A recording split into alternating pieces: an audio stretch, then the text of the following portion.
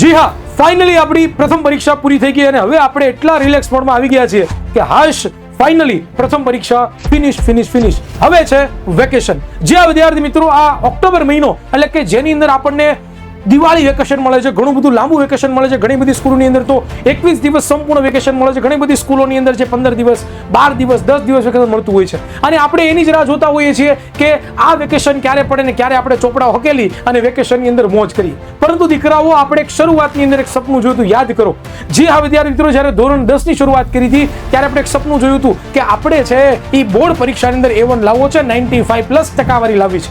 પરંતુ દીકરાઓ, આ 95+ ટકાવારી લાવવાની અંદર આપણે ઘણા બધા હજી પાછળ છીએ. જે આ વિદ્યાર્થી મિત્રો જે રેસની અંદર આપણે ચડ્યા હતા ને એ રેસની આપણે ઘણા બધા પાછળ છીએ. ઘણી બધી બેકલોગ લાગેલી છે. આ પ્રથમ પરીક્ષા આપણી ગઈ એમાં પણ આપણને ખબર પડી ગઈ છે કે કયા વિષય મારા સારા છે, કયા વિષય મારા ખરાબ છે, કયા વિષય મારા મીડિયમ છે. અને આ જ દીકરાઓ સમય તમારી પાસે ઓક્ટોબર મહિનાનો વેકેશનનો સમય છે કે જેમાં તમે લોકો છે એ તમારો કમબેક કરી શકો છો અને જબરદસ્ત રિઝલ્ટ લાવી શકો છો. તમને એમ થતું છે કે સર આ પ્રથમ પરીક્ષા પૂરી થઈ, સાહેબ હવે અમારી વેકેશન આવે છે એમાં અમારે ભણ કરવાનું. પરંતુ દીકરાઓ, આપણી પાસે ઓનલી ફોર બે જ રસ્તા છે. કાં તો પહેલો રસ્તો એવો છે કે તમે ભાગો, એટલી સ્પીડથી ભાગો કે તમને કોઈ આંબી ન શકે. અને કાં તો બીજો રસ્તો છે કે બાકી બધા લોકોને છે એ સ્લો પડવા દો અને તમે તમારી રેસમાં આગળ વધતા રહો. તો દીકરાઓ, આની અંદર આપણે અત્યારે આ ઓપ્શન નંબર 2 છે ને એને સિલેક્ટ કરવાનું છે. અત્યારે બધાને ખબર છે વેકેશનનો માહોલ હશે, બધા રિલેક્સના મૂડમાં હશે. આપણી સ્કૂલની અંદર પણ સિલેબસ જો વેકેશનમાં ધારો કે ચાલતો પણ હશે તો બહુ સ્લો ચાલતો હશે. ટીચર જે હશે એ પણ પોતે વેકેશનના મૂડમાં હશે પૂરેપૂરા. આપણે પણ વેકેશનના મૂડમાં હશું, આપણા ક્લાસના દરેક વિદ્યાર્થીઓ છે એ પણ વેકેશનના મૂડમાં હશે. પરંતુ જે વિદ્યાર્થી આ વેકેશનનો સદુપયોગ કરી લીધો, હું તમને એમ નથી કહેતો કે તમારે લોકોએ કન્ટિન્યુઅસ વાંચન કરવાનું છે અને આખો દી બેસી જવાનું, સવારમાં 7 વાગે લઈને 7 વાગે લગી નહીં. હું એવું તમને બિલકુલ નથી કહેતો. દીકરાઓ, હું અહીંયા તમને કહેવા એ માંગુ છું કે તમારો જ્યારે તહેવારના દિવસો આવે છે, જેમ કે દિવાળી હોય, બેસતું વરસ હોય, ભાઈબીજ હોય, ધનતેરસ હોય, કાળી ચૌદશ હોય, એ દિવસોની અંદર તમે ન વાંચો. ચાલો, હું તમને કહું છું નહીં વાંચો, મોજ કરો. પરંતુ એ પહેલાના દિવસો થોડાક હોય, એ પછીના થોડાક દિવસો હોય, એ દિવસો તો આપણી પાસે છે જ ને.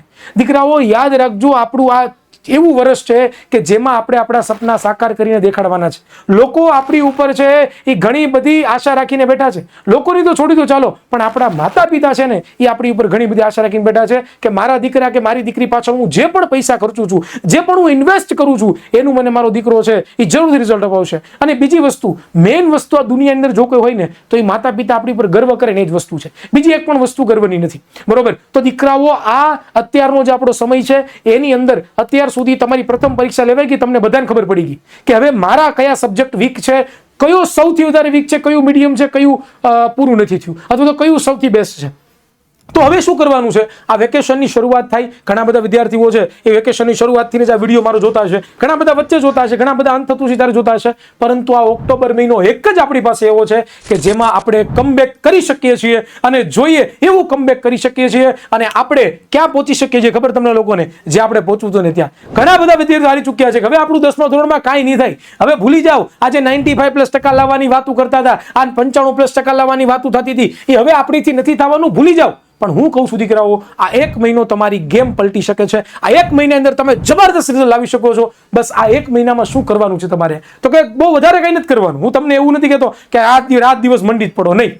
તમારે શું કરવાનું છે તો કે પહેલા તો એક પેન અને પેપર લો, એની અંદર બધા સબ્જેક્ટ લખો. બધા સબ્જેક્ટમાં કેટલા ચેપ્ટર તમારા અત્યાર સુધીના સ્કૂલમાં ચાલી ગયા છે, તમારે ટ્યુશનમાં કે તમારા ઓનલાઈન ક્લાસીસ ભરતા હોય તો તેની અંદર કેટલા ચાલી ગયા છે, એમાં તમારા કયા કમ્પ્લીટ ચેપ્ટરો છે.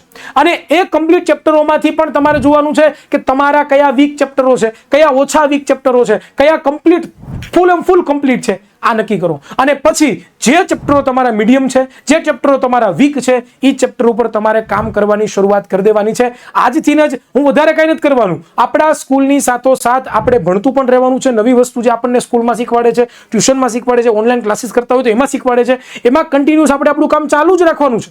પરંતુ આપણો જે બેકલોક લાગી ગઈ છે એ બેકલોકને આપણે ક્લિયર કરી દેવાની છે. દીકરાઓ, આ સમય છે ને એ ગોલ્ડન પીરિયડ છે અને આ તમારા માટે લાસ્ટ ચાન્સ છે. કારણ કે નવેમ્બર મહિનો જ્યારે શરૂ થશે ત્યારે દીકરાઓ તમારો સિલેબસ ધડાધડી આગળ વધતો હશે. તમારા સ્કૂલના શિક્ષકો, તમારા ટ્યુશનના શિક્ષકો ઉપર ઘણું બધું પ્રેશર હશે. કારણ કે નવેમ્બર મહિનાની અંદર તમારો સિલેબસ પૂરો કરવાનો છે, કમ્પ્લીટ કરવાનો છે, એટલે એમની ઉપર પૂરેપૂરું પ્રેશર હશે. પ્લસ ડિસેમ્બર મહિનો છે તમારો, એની અંદર તમારા રિવિઝન ચાલતા હશે, તમારા બુક સબમિશન ચાલતું છે, તમારા વાઇવા ચાલતા હશે, ઘણી બધી બીજી પ્રવૃત્તિઓ ચાલતી છે. સાથે સાથે દીકરાઓ તમારી છે એ દ્વિતીય પરીક્ષા પણ આવવાની છે, એની પણ પ્રિપેરેશન ચાલતી હશે, અને જાન્યુઆરી મહિનામાં તો પૂરું થઈ ગયું ભાઈ, પછી કાંઈ ન થાય. એ સમયે ઓનલી ફોર એક જ વસ્તુ થાય, રાઉન્ડ ટેસ્ટ ચાલતી હોય સ્કૂલની અંદર, એ બધી પ્રોસેસમાં તો આપણે ભાગ લેવાનો જ છે. અને પ્લસ દીકરાઓ આપણી જ્યારે પણ ડિસેમ્બર જાન્યુઆરી 2 મહિનામાં રાઉન્ડ પેપર ચાલે, અને પ્લસ ફેબ્રુઆરી મહિનામાં આપણી એક્ઝામ છે.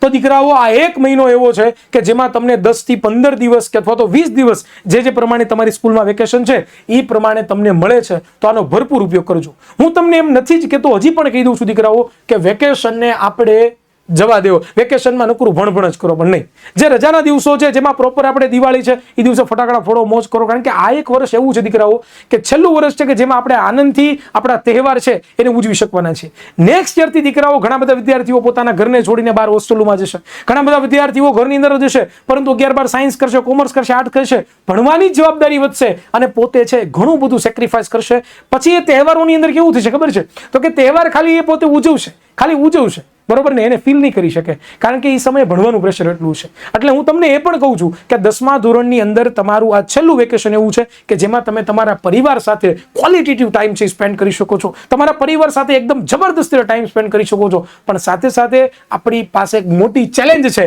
એ ચેલેન્જ આપણે શરૂઆતમાં લીધી હતી કે બોર્ડ પરીક્ષા અંદર 95+% તો હું 100% 110% લાવવાનો છું. તો દીકરાઓ એ ચેલેન્જને પણ આપણે છે એ કમ્પ્લીટ કરવાની છે, અને એના માટે આપણી પાસે એક જ ઓપ્શન છે દીકરાઓ. અને એક છેલ્લો ઓપ્શન શું છે દીકરાઓ, તો કે આ જે આપણું દિવાળી વેકેશન એની અંદર જબરદસ્ત મહેનત કરવાની છે, બરોબર છે.